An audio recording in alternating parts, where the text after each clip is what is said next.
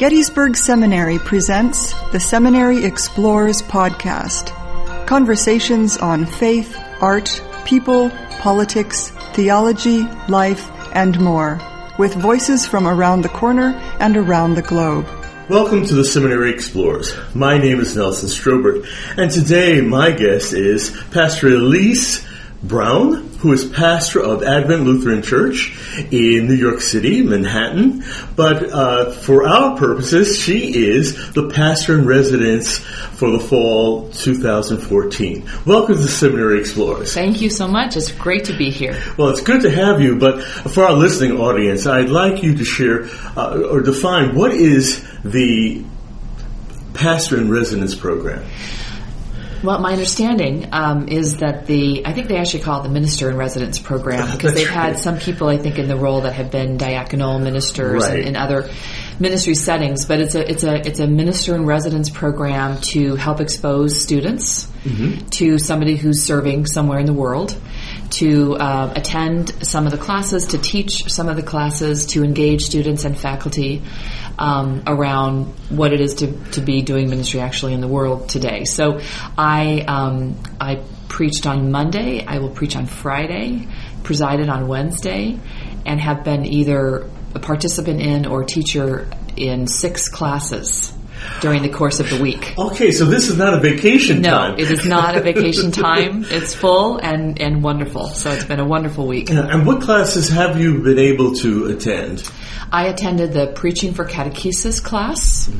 I attended and taught the church and worship class. The ethnographies of faith.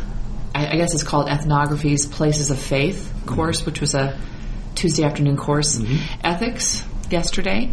I attended the senior seminar with President Cooper White and helped with a lead part of that with a congregational systems topic. And then today, intro to preaching, just this morning. Oh, it is a full week. Yes, yes. And in a sense, a full range of the theological classes, offerings, and studies that are here at the seminary. Yes, and most of them are really filled with students who are going into congregational work. Oh, okay. So yesterday the ethics class we talked about various social issues that are really alive in American society that impact the congregation and how a congregation enters into discernment together in dialogue over pressing social issues, which can be where people can have many different minds about them. Okay, yeah. And as you're going about campus and listening to students in classes, as well as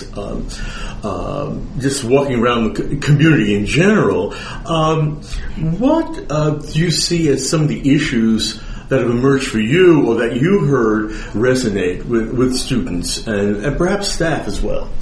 I think students here are very eager to learn. They're asking a lot of really good questions about serving the church at a time when American culture has changed significantly around things like denominationalism, affiliation with mainline Protestantism in this country. They are aware that there are a lot of congregations across the church that are smaller than they were at one time, but are vibrant places of faith and community. And they want to know how to productively and effectively lead in contexts that may have experienced pretty significant change. They're interested in outreach. Interesting, most of the classes I've been part of, even if the topic has started out in one way, it seems to have moved towards questions of mission and outreach and how to engage communities and how to draw in newcomers. And so there's been a lot of questions about sort of evangelical witness, which has been encouraging for me to hear while I've been here this week. Well, that's good to hear. Yes. And in a sense, and going back to my seminary days, that was not one of the emphases that was there. It was perhaps being the resident theologian in the congregation. But here you say there's a shift into this missional leadership. Yeah, and also the awareness that people coming to the church today may not have a church background. They may not know some of the core elements of the faith. They might not have any real exposure to the Bible, for example. So the way in which we reach out to individuals like that, the sermons, for example, the way the liturgy is crafted, they seem to be aware of the fact that it's a day when we need to be very conscious of helping move those people sort of into greater knowledge of awareness of the church, and then most importantly to faith formation. Exactly, and which means that because people come, they don't know the language of the community, and to be able to enculturate them into this communal life, right. But from their level of understanding, right, and that's a real challenge. It is. It's a challenge because it really, it draws into question all of the assumptions that we might make.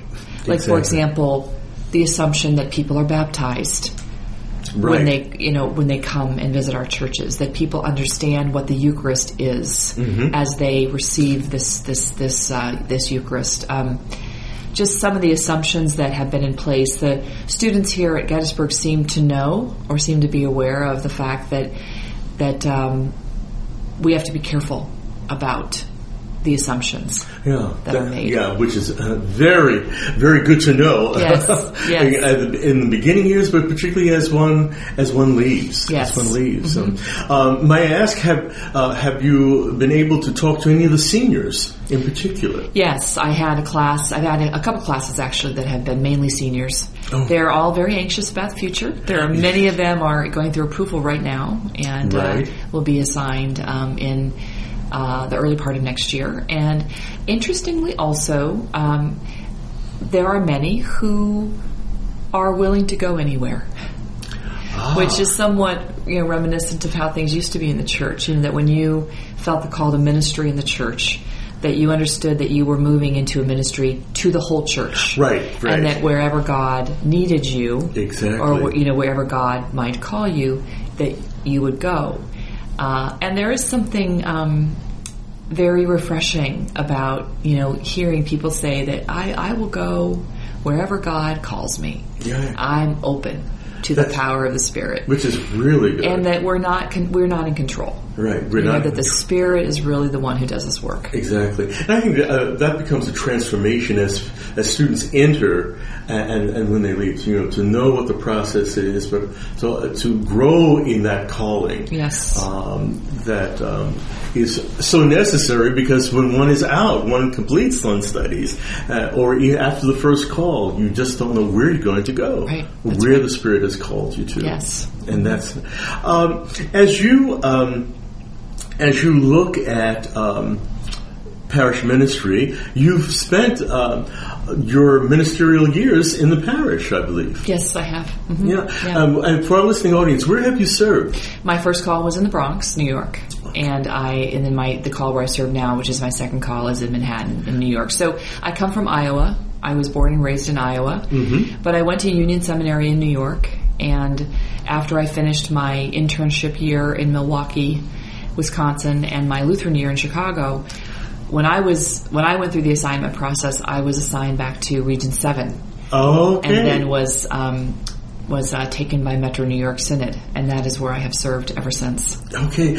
Well, in the New York context, and you're at Advent Lutheran. Yes. Yeah, which I'm familiar with. Yes, 93rd and Broadway. Indeed. What are some of the concerns of your parishioners and the community in which you serve? Well, I serve a congregation it's about 120 years old. Now, I've learned quickly that here in Gettysburg, that's young.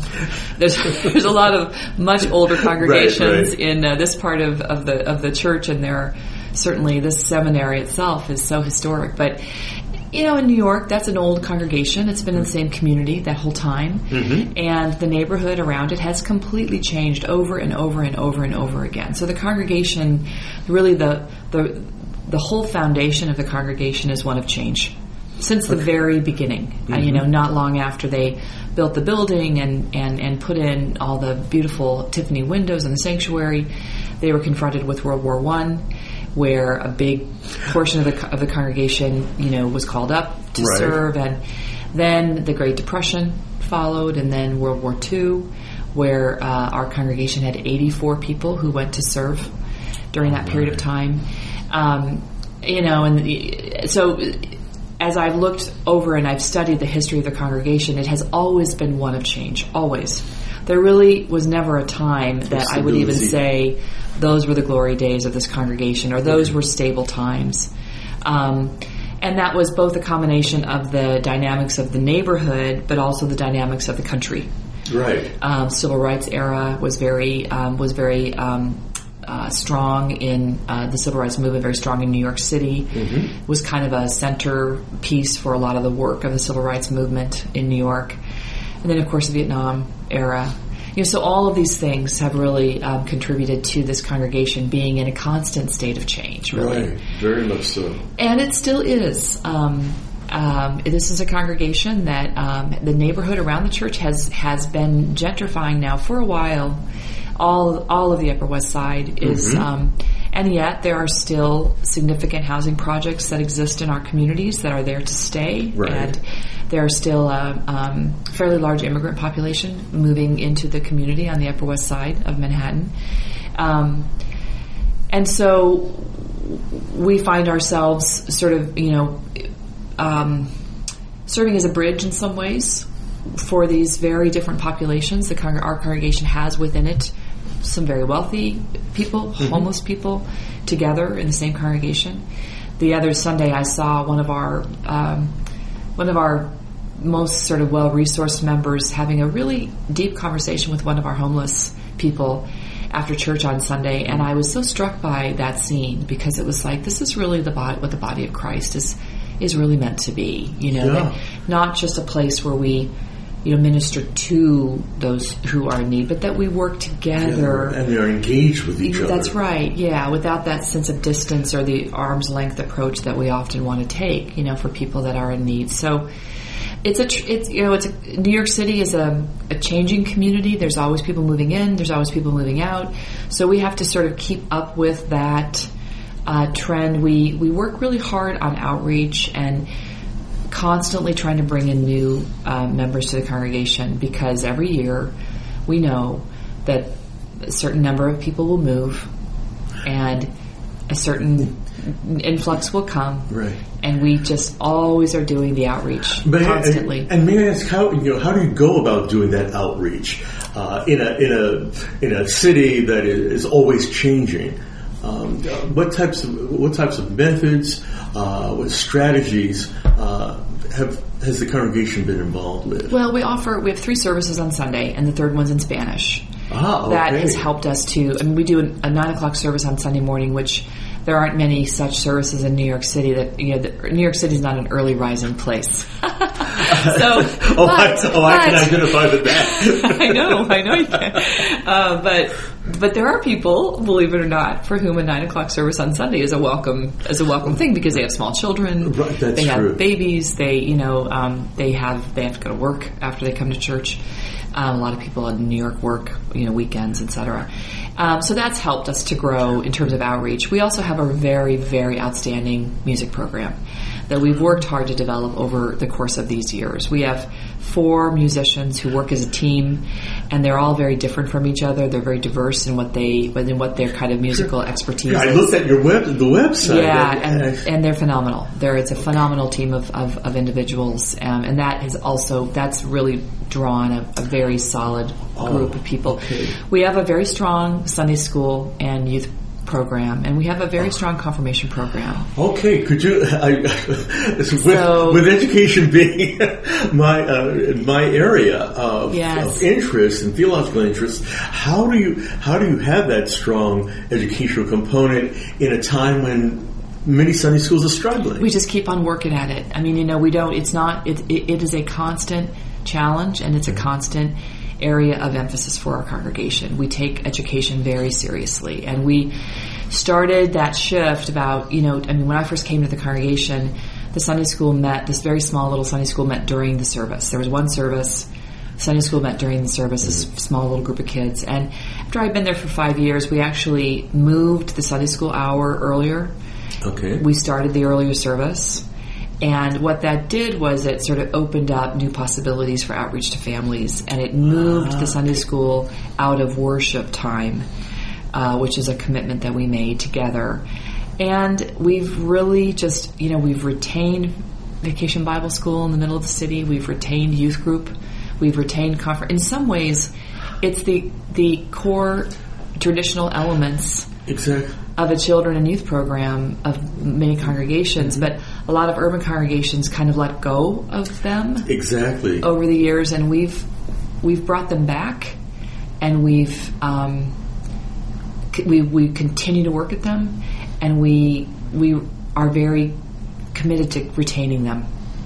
That is really helpful. So we do have families that look for churches in New York, and they look for churches that have children's programs, confirmation programs, etc., and they come to us because we have those offerings. Okay, that's saying a lot in terms of the urban, but in terms of church life in general in these United States. Yes.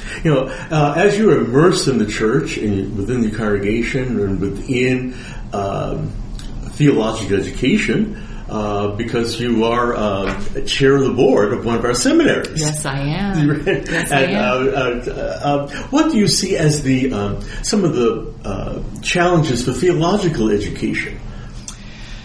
Well, so I'm chair of the board at Philadelphia Seminary, and we have seen a great challenge in a decreased enrollment across the whole system. Right. It's not just unique to Gettysburg Seminary or Philadelphia Seminary. It's across the whole system. So one of our challenges is to not only look at ways that we can strengthen enrollment in the traditional programs that we have offers, which Gettysburg Seminary, Philadelphia Seminary we have incredible course offerings. Exactly. Incredibly strong faculty in both these places. But also to make these places centers of theological education for everyone. Where flesh out that everyone. Well, where a pastor is in a congregation who hopefully will have some continuing education, but may not have a lot of money in that line. That the first place they would think of when they're trying to figure out where they're going to do some continuing education would be the seminaries. That we would offer things at the seminaries for pastors and for other congregational leaders that would really draw them. Things, topics and speakers and ideas that would really, that a pastor would look at that and say, gosh, I have a busy schedule. I don't have a lot of time, but this is something that I want to go to. This is an offering that's really for me, that will help me in my ministry setting where I am today. We really want the seminaries to sort of be the locus of theological work and the evolving nature of congregational ministry in the United States, and the sort of changing culture and the way congregations are engaging a changing culture. But the same is true for the laity. That when lay people are interested in learning more about stewardship programs or about outreach, about mission, about social ministry, that the first place that they would think of to go for training would be the seminaries. Okay. And I think together we can really help create that those kinds of spaces that would be available for all people and for the community. Yeah. Not just for Lutherans. Yeah, very good indeed. And I'm going to press you just a little bit more and ask you, what do you see as the challenges for the ELCA as we embark in these next few years? Well, it's a time in our whole church to be looking at new models for everything. New models for congregational life, new models for pastoral leadership, new models for theological education, new models for ways of working together more effectively. More collaborative spirit. Collaboration has not been a strong point of our tradition. And that's something that all of us really need to look at, think about, and work on. Because we are so much stronger together than we are broken up into these different, groups and areas, and whether they be regional areas or whatever. But what we find is that a couple of years ago in my congregation, we took on the theme of no fear, no failure. And the reason why we did that was because we needed to be able to take risks to try some new things, to be courageous and bold. And if something didn't work, oh well, that's okay. It's not a failure. But the moment that we stop taking risks and we're afraid to take steps in a new area, we've sort of lost our way. Right, you stop living and thriving. Today in the preaching class, one of the students preached a sermon on the calling of the disciples, and he made the point that those fishermen, they dropped their nets in the water. They didn't drop them on the shore saying, well, you know what, if it doesn't work out, I can go back and grab these. They dropped them in the water because they were really taking this huge risk and moving forward boldly into this completely unknown territory. And the human default is to go back to what's comfortable and what's familiar. But that's not the gospel call.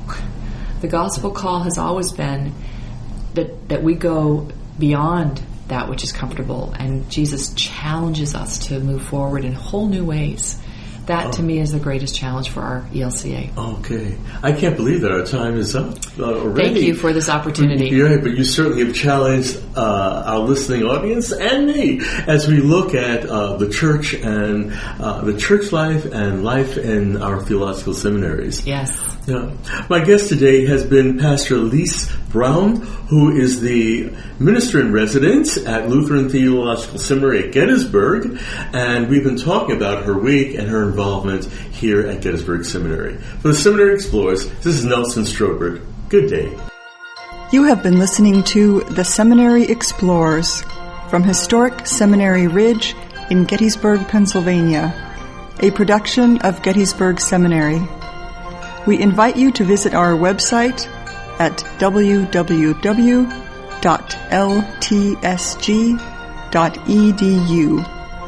Opinions expressed on this program are not necessarily those of Gettysburg Seminary or the Evangelical Lutheran Church in America.